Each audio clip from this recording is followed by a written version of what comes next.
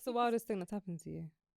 Well, it's more happened to my sisters than me. Like, some people have tried pulling off their scarves. That's But sad. this was when it first started. You get what I mean? That's what happened when something kicks off in the Yeah. media. That the first week is so raw. So, and I was, I think, 12 when the bus bombs happened. Yeah, I was yeah. leaving school. A woman literally goes to me, "I'll go back to your country. Like, why are you here?" Yeah, it's mad. And I was It just like, brings out the ignorance. yeah, People yeah, just go wild, exactly. like, this is my moment to shine. Yeah, Something exactly. popped off. Yeah, I hate Yeah. you. So Yeah. it's like, boo, no. Yeah. And when you go back to your country, you're like, yeah, but this is my country. Exactly. Like, this is all I know. Yeah. Y'all messed up my Yeah. country. No, but also I hate it when people pick and choose. Yeah. You can't pick and choose when we're British and when we're not. Obviously, I'm very different, and I feel like the only reason I should be able to say I'm from my culture, especially back home, is if I'm invested. Okay. If I don't speak my language and I don't eat my food and I don't wear my outfit, why am I claiming my heritage or my... Because it's in your bloodline. That's No, why. but this is what I'm saying. Is it really? It's my features and my genetics. But if your I genetics are so important because your genetics, because depending of on where you're, racism. not just no, race Right. aside, Yeah, go on. medically, there's certain things that are more prone or more whatever coming from certain hear that. backgrounds. So you can't not deny, but you can't, like, when people deny where they're from, they go, I am British, I am from London. I'm like, where are you originally from? Oh, my parents.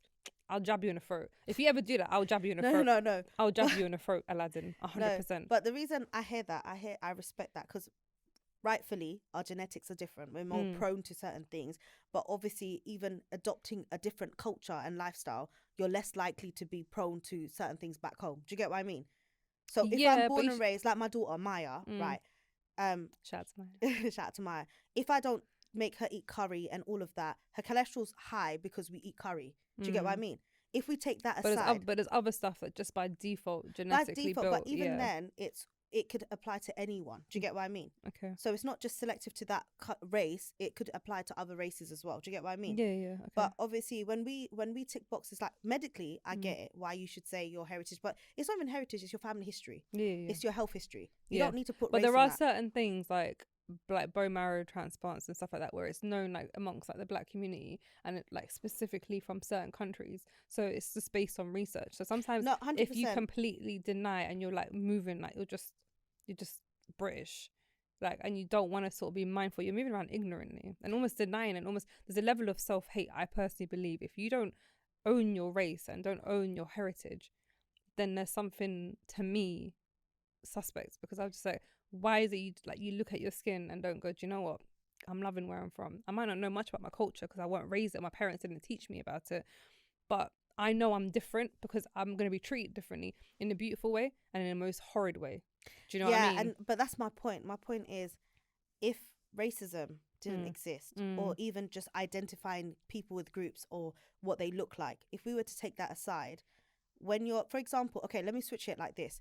If I was born in South Africa and I was born and raised in South Africa, and my mum was born and raised in South Africa, and my mum's mum was, but their family came from Bangladesh, but we're 3 generations deep.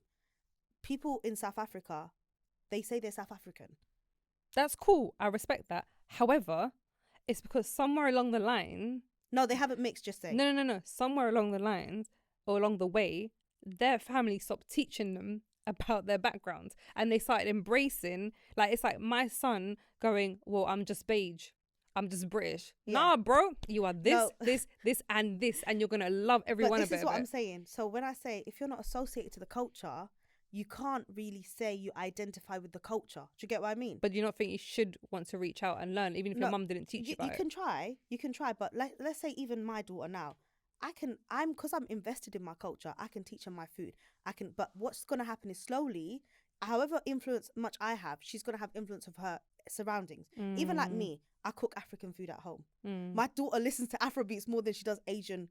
Yeah, but but you have more of a culture than we do. I was going to say, because we don't have much of a music culture in the UK, which is why I grew up listening to like Afrobeats and like R&B, hip hop. I was a hip hop head growing up because there wasn't, Arabic music weren't popping nowhere. I don't even know where it is. This is what I'm saying, is slowly she's going to bring up her children and it's going to have less of our cultures, and it might even become more, just say, British culture. She might even just have like toad in a hole for dinner. Like, I would never make a toad in a hole. God forbid.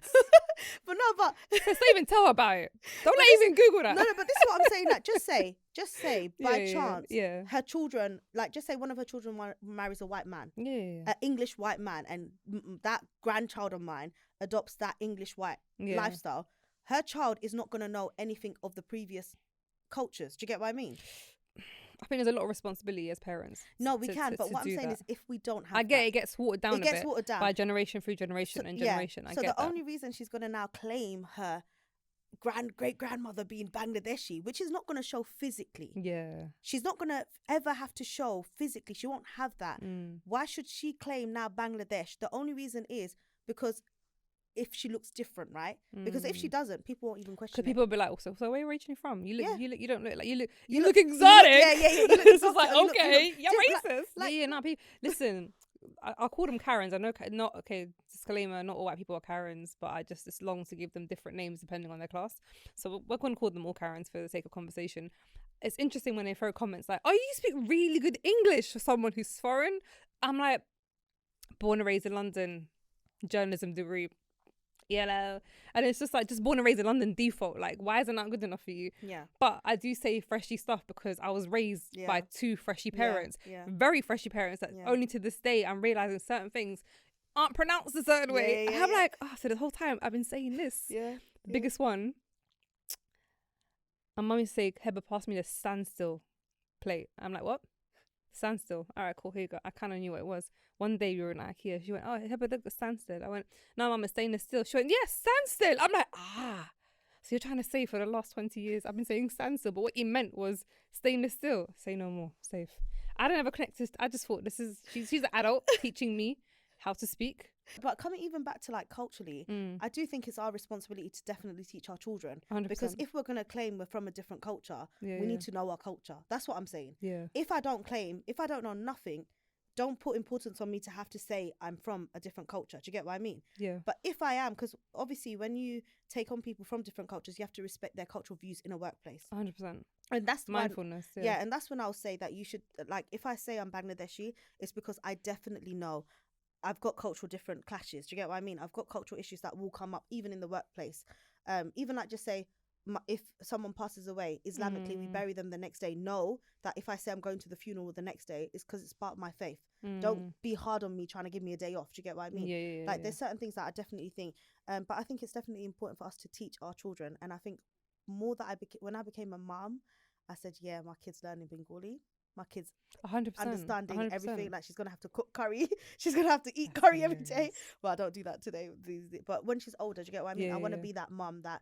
You've got to start now, though. I'm not gonna lie to you, sis. 100%. No, we've started already. But you know, even coming back, not as in cooking, but like the language. That's child labour. Don't do that. But I think you touched on a few things, which is basically like your daughter embracing different cultures and you having to embrace different cultures. And I think there's nothing wrong with that. That's not. I don't see it as a sellout or you trying to be like, when people go, oh well, I've had people in my DMs, or not in my DMs, under my comment section, probably like 3 times in the whole since 2012, where someone said, why are you trying to be black? And I said, what's being black? Because I'm sure other black people won't be happy with that comment, because what is it being called black? But I think what people forget, because we're second generation here, sometimes third generation, and we've integrated with so many different minorities, we have now become our own culture. There's a culture. So like you have like Caribbean people with little African comments in their conversation. You have Moroccans who vibe with whoever. Like, we're all like literally integrating, and we're creating our own dialect. Dialect, 100%. Dialogue, them ones combined. 100%. Listen, I went through different phases in my life. Like, at one point I was Latina.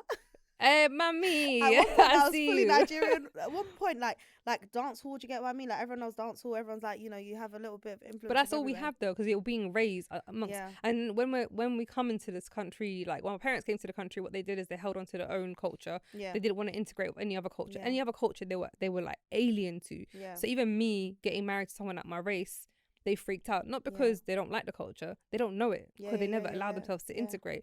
From an Islamic perspective, there's nothing they can really say, but it's just like they've put us in this country, and they freak out when we're mixing.